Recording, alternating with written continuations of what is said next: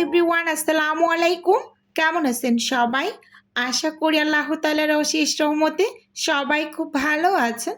আলহামদুলিল্লাহ, আমিও ভালো আছি। আজকে আমি আপনাদের সাথে শেয়ার করব নারিকেল পুলি পিঠার রেসিপি। অর্ডারের জন্য এখানে আমি ৬০ পিস নারিকেল পুলি পিঠা রেডি করেছি। তো সেই রেসিপিটাই আপনাদের সাথে শেয়ার করব। আশা করছি আপনাদের কাছে রেসিপি ভীষণ ভালো লাগবে এবং যারা নতুন বিজনেস শুরু করেছে তাদের কিন্তু ভীষণ উপকারেও আসবে। তো যাই হোক, চলুন আর বেশি কথা না বাড়িয়ে ঝটপট রেসিপি দেখে নিই। তো আমার রিপিট এক কাস্টমারের জন্য কিন্তু আজকের এই নারিকেল পুলি পিঠাগুলো আমি রেডি করেছি।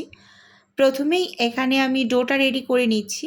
চুলোতে একটা প্যান বসিয়ে দিয়েছি আর এখানে একটা বাটি দেখিয়ে দিলাম। এই বাটিটার মাপ করে আমি ২ বাটি পানি নিচ্ছি আর ওই সেম বাটি দিয়েই কিন্তু আমি ২ বাটি ময়দা মেপে নেব। আচ্ছা, এখানে পানি এবং ময়দার পরিমাণটা কিন্তু একেবারে সম পরিমাণে নিয়েছি। এভাবে করে কিন্তু আপনারা রুটিও তৈরি করতে পারেন। আমরা যেরকম নর্মালি সেদ্ধ আটার রুটি তৈরি করি ঠিক এভাবেই কাইটা রেডি করছি।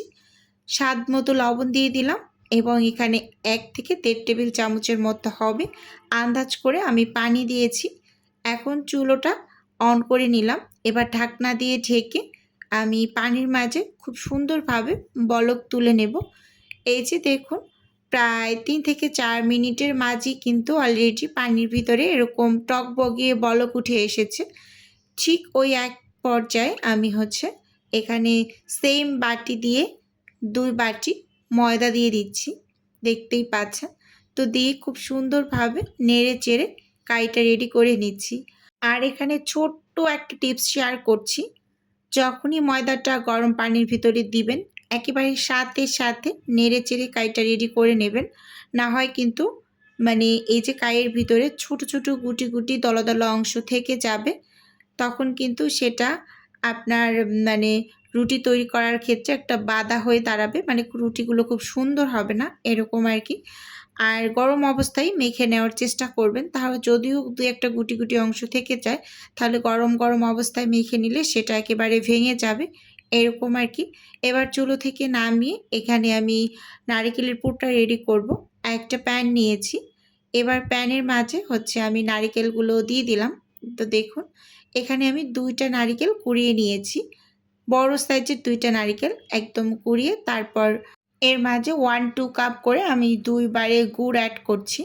আজকে আমি গুড় এবং চিনি ২টা মিক্সড করে পিঠাগুলো রেডি করছি। আপনারা যদি চান তাহলে কিন্তু একেবারে গুড় দিয়ে রেডি করতে পারবেন।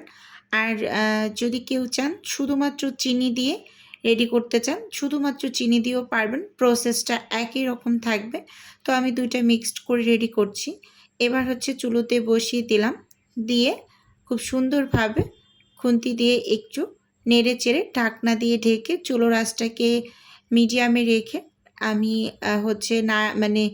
গুড়টাকে গলিয়ে নেওয়া পর্যন্ত অপেক্ষা করব। তারপর খুব সুন্দরভাবে ঢাকনা খুলে নেড়ে চেড়ে একদম পানিটাকে টানিয়ে শুকনো শুকনো ভাজা ভাজা করে নেব। নারকেল পুলি পিঠা কিন্তু অনেকেই অনেক রকমভাবে তৈরি করে, আর আমি আজকে যে রেসিপিটা শেয়ার করছি সবথেকে বেশি মজার হয় এভাবে নারিকেলটা একটু ভাজা ভাজা করে নিলে। এটা খেতে মাশাআল্লাহ ভীষণ মজার হয়। এখানে যদি কেউ একটু ঘি অ্যাড করে দিতে পারেন সেটা তো আরও বেশি মজার হয়। আর আন্টি কোনো টাইপের ঘি এবং বাটার কোনো কিছুই খায় না, তো এই জন্য আমি স্কিপ করে গেলাম এরকম। আচ্ছা, যাই হোক, খুব সুন্দরভাবে কিন্তু আমি যে ঢাকনা খুলে নেড়ে চেড়ে নিচ্ছি। আমি এগুলোকে একদম ভাজা ভাজা করে তারপর গুঁড়ো দুধটা অ্যাড করে নেড়ে চেড়ে নামিয়ে নেব। আর গুঁড়ো দুধটা যখনই অ্যাড করব তখন কিন্তু আমি চুলোটা অবশ্যই অফ করে নেব একদম শেষের দিকে। আপনারাও এখানে যখনই গুঁড়ো দুধটা ব্যবহার করবেন সে সময় চুলোটা অফ করে তারপর গুঁড়ো দুধটা ব্যবহার করবেন, না হয় কিন্তু পুড়ে যাবে। এখানে আমি একটু চেক করে নিচ্ছিলাম যে আঠালো আঠালো একটা ভাব আসছে কিনা, সিট সিট একটা ভাব। তো এখন অবধি আসে নাই, তার আরও কিছু পরিমাণ পানি আছে এর মাঝে। তো আরও ২-৩ মিনিটের মতো একটু নেড়ে চেড়ে আমি ভেজে তারপর এখানে গুঁড়োর দুধটা দিয়ে দেব। তো আপনারা কে কোথা থেকে আমার ভিডিও দেখছেন চাইলে আমাকে ছোট্ট একটা কমেন্টসের মাধ্যমে জানাতে পারেন। আমরা যারা ঢাকাবাসী আছি তারা কিন্তু খুব বেশি বিপদের মধ্যে আছি। মানে অনবরত বৃষ্টি থাকার কারণে কিন্তু ঢাকার ম্যাক্সিমাম জায়গায় একদম পানি উঠে ভরে গিয়েছে। কি বলবো? অনবরত বৃষ্টি থাকার কারণে এই সমস্যাটা হয়েছে। আর ঢাকায় তো একটু বৃষ্টি হলেই পানি উঠে যায় বিভিন্ন জায়গায়। আর আমাদের এখানে আ হচ্ছে একদম কাকরাইল মোড়টা পুরোটা পানিতে ভরা। এরকম আমার বাচ্চার আজকে পরীক্ষা ছিল। পরীক্ষাটাও স্থগিত করে দিয়েছে।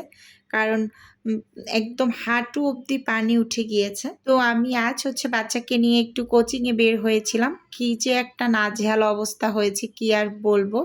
তো যাই হোক এখানে কিন্তু আমি অফ ক্যামেরাতে যে ছোট, ছোট করে মানে রুটির মতো করে লেচি কেটে নিয়েছি। এবার হচ্ছে এগুলো থেকে আমি রুটি বের করে একটা বাটির সাহায্যে তারপর কেটে নেব। তো পাতলা করে সবসময় হচ্ছে আ মানে নারিকেল পুলির পিঠার শিটটা রেডি করবেন। তো আমি সবসময় এভাবে পাতলা করে তৈরি করে নিই। এতে করে পিঠাটা ভাজার পর দীর্ঘক্ষণ মুচমুচে থাকে। আর এই টিপসটা আমার মায়ের থেকে শেখা। রেসিপিটাও আমার মায়ের। কি বলবো?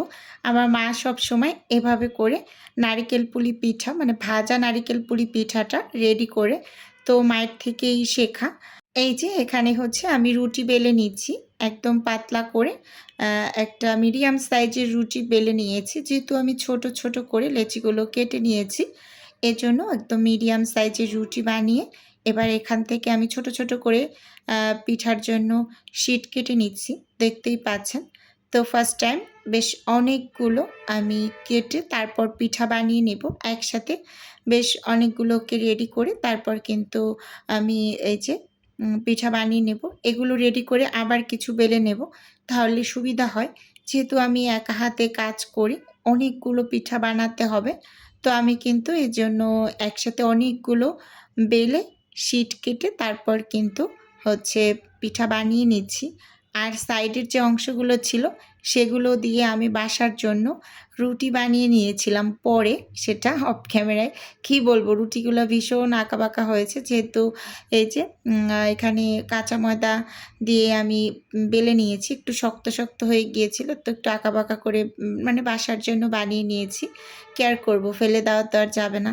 তো এজন্য এভাবে করে বানিয়ে নিয়েছি। সেটা অফ ক্যামেরায় করেছি। আর দেখুন এই যে খুব সুন্দরভাবে আমি পিঠাগুলোকে বানিয়ে নিচ্ছি। আর আমি সবসময় নারিকেল পুলি পিঠায় এই যে এই ডিজাইনটাই করি। আর এটা করলেই আমার কাছে পুলি পিঠা মনে হয়।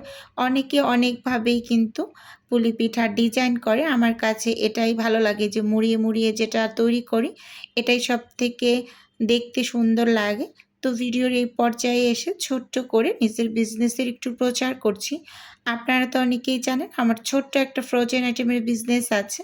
যদি কেউ কোনো টাইপের ফ্রোজেন খাবার বা কোনো টাইপের পিঠা অর্ডার করতে চান তাহলে স্ক্রিনে দেওয়া হোয়াটসঅ্যাপ নাম্বারে নক দিলেই কিন্তু আমি A to Z বলে দেব।